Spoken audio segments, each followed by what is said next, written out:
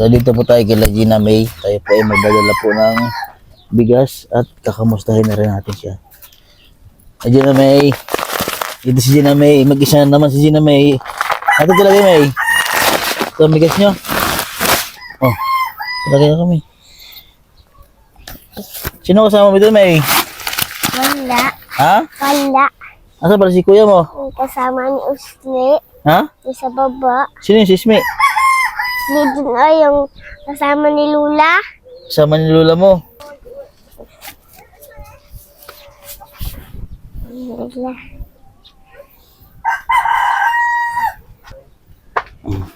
Bakit ako May ha? Oo. Anong may sinaing ka May? Hindi. Ha? Walang sinaing si May.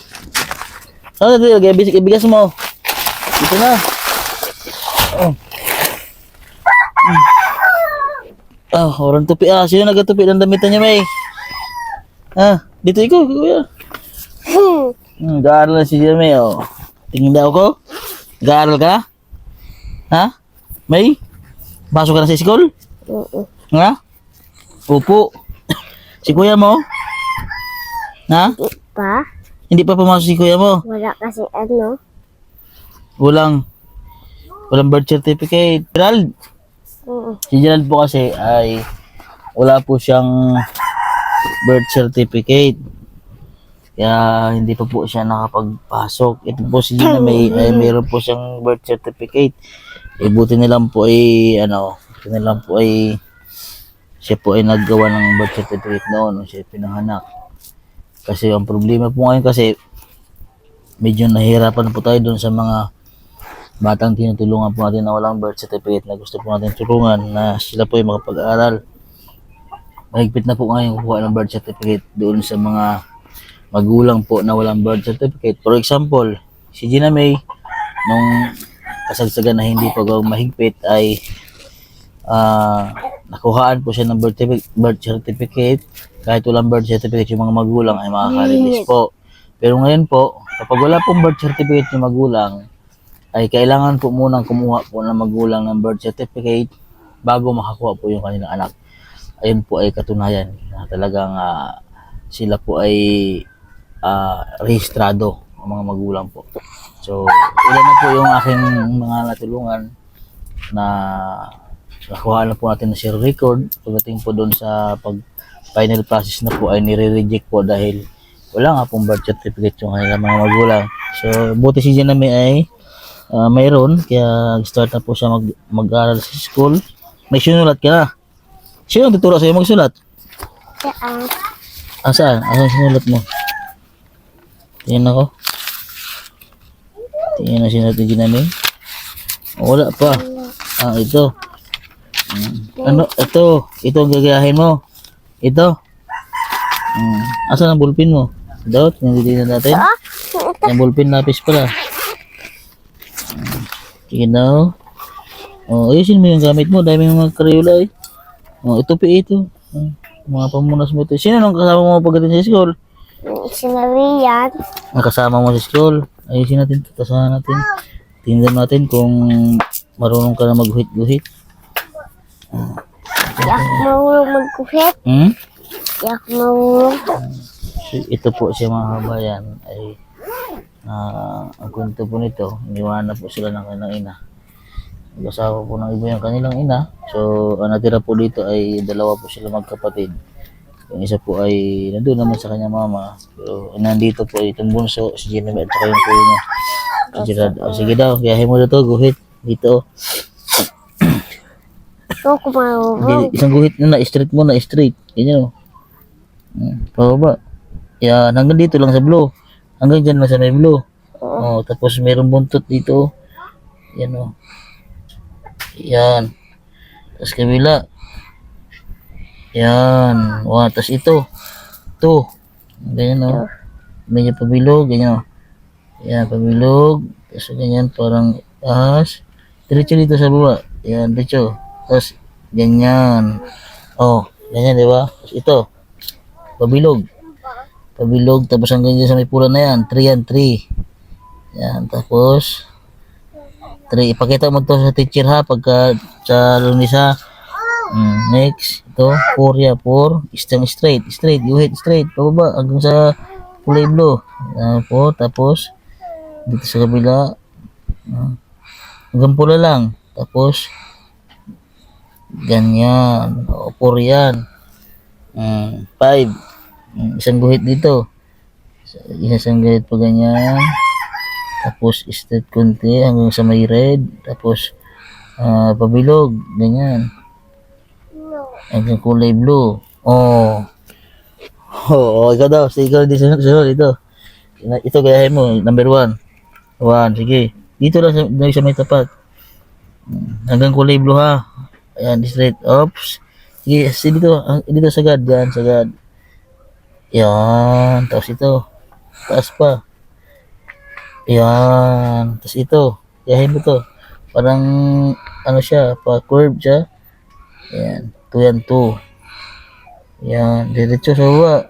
Tapos, guhit. Yan. Tapos ito. Yan. Yan. Ganyan gayahin mo yan. Yan. Yan. Tapos, yan. Tapos isang straight. Ay, di, straight po ba? Straight siya. Guhit po ba? Guhit. Yan. Nagkukuya. Tapos dito, space. Dito isang guhit, ganyan, no? Ito, gayahin mo ito, ganyan, no? Hawakin mo. Ayan. Yan. Dito. Sa may kulay blue, ba? Kasi ganyan. Yan, ayun. 4. Ito, 1, 2, 3, 4. Next. 5. Yan. Tapusin natin to. Ipakita mo to kay teacher, ha? Yan. Dito sa kabila. Ulit. Para ma-check ni teacher, ha? Pababa. Isang straight pababa. Marunong na, oh. Next. Ito. 2. Dito sa may kulay blue. Unang kulay blue. Ganyan pabilog. Tapos straight. Tapos isang guhit po. Ayan. Tapos ito. Bulay. Bulay daw. Tinuturuan ka ba ni papa mo? Hindi ka tinuturuan? Marunong mo si papa mo magsulat? Kung malapit na kayo sa bahay ay Nagbaho si Papa. Ha? Nagbaho. Trabaho, ganyan. 3 yan, 3. Yan ay number 3. 3. Tapos ito number 4. Isang straight po ba? Straight po ba? Assignment pala siya. Assignment mo ito? Tapos yan. Isang guhit pa baba. Maliit lang. Yan. Tapos dito. Sige. Hindi sa baba. Yan. 7 yan. Hindi yan 4. 7. Dito sa guhit. Ito ang gayahin mo. Yan. Sige. Guhit. Ta? Dito. Pababa. Yung guhit pagilid. Dito. Iyan. Ito, gayahin mo doon. Number 5. Ito 5. Isang straight muna pa ganyan. Yan. Tapos, gigigit na. Tapos, babilog. 5. Dalawa na lang. Doon sa kabila. Para mapanchikan mo yan. Ayun nga siya sa number 1 at saka number 2. Ito. So, next. Mali siya. Kailangan may pa-curve siya. Ulit. Ganyan. Ganyan. 1, 2, yan. 2 yan. 3. Yep. Isang bilog. Yan. Tapos, next. 4. Straight. Guhit. Baba. Yan. Sige, diretso. Next. Dito sa kabila. Yan. May premyo pag matapos. Bigyan pambiling pagkain pag matapos. Okay, last one sa baba. Tapos na, last one, dali. Yung pag wala po sila, nakabili na po ng plato, mama. Nag-iiba si kuya may tubig? Next, 2 na, 2. Bilog muna, bilog. Yan, kanti. Bilog. Baba. Guhit na maliit. The next, 2, 3.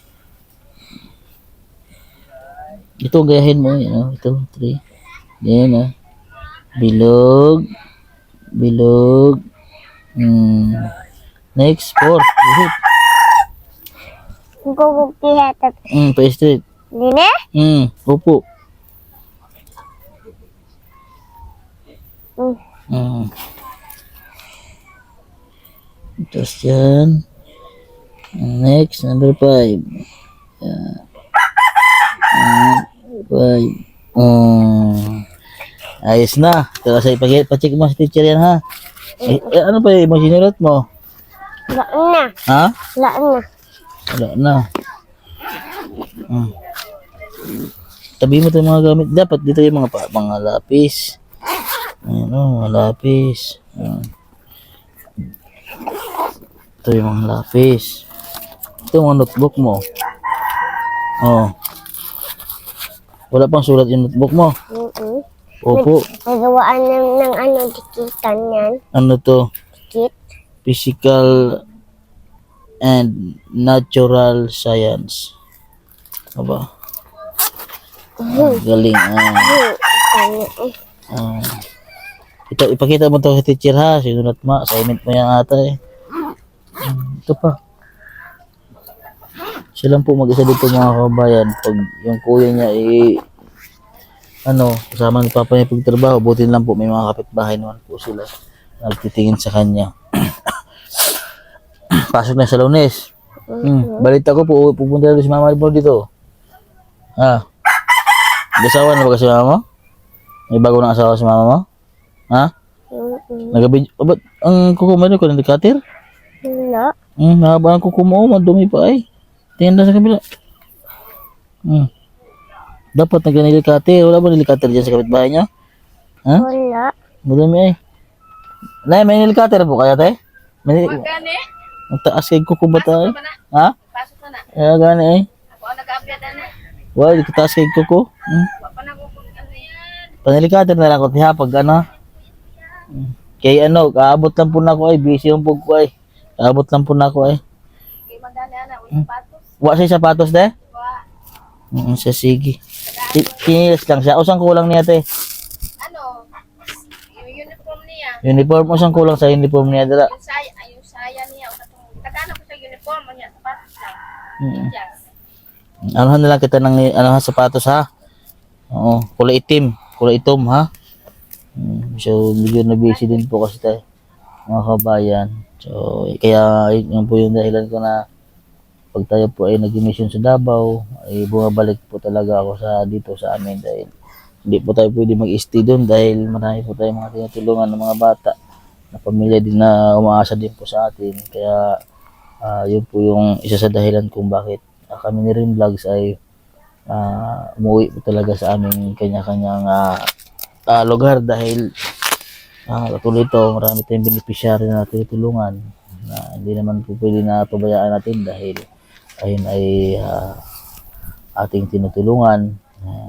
Sila ay mag-ayos katulad nito. Natulungan ko to si Gina noon. Siguro to ay 2 years old pa lang. So 3 years ko na sila tinutulungan din pamilya na ito. So ngayon po ay siya ay nag-aaral na po ng kinder. Yan, buti nakabalik po tayo dito agad at yun na. So bilang na lang po natin siya ng sapatos at uniform daw. No, Gina May. Ha? Ang aral ikaw mabuti ha? Ha? Gina May? Aral ikaw mabuti ha? Opo. Oo. Magantong kulay daw palang uniform nila. Sino naglalaban ng uniform mo? Ako. Ha? Ako. Ikaw naglalaban ng uniform mo? Ano ha? Sabunan na maigi ha? Gantong kulay po palang yung uniform nila. Gantong kulay yung uniform. Tingnan natin sa bayan. Sama na lang kita doon sa bayan ha?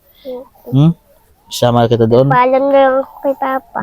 Pagpunta ka mo dito ni Kuya, pupunta sama bayan. At hanap tayo ganito sa bayan, gantong uniform, no? Tapos sapatos, no? Ito po.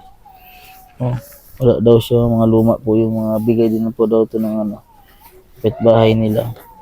Kasi hindi po tayo nakapamila nga ng mga gamit sa school ng mga tinutulungan natin dahil marami po tayong mga mission na ginawa.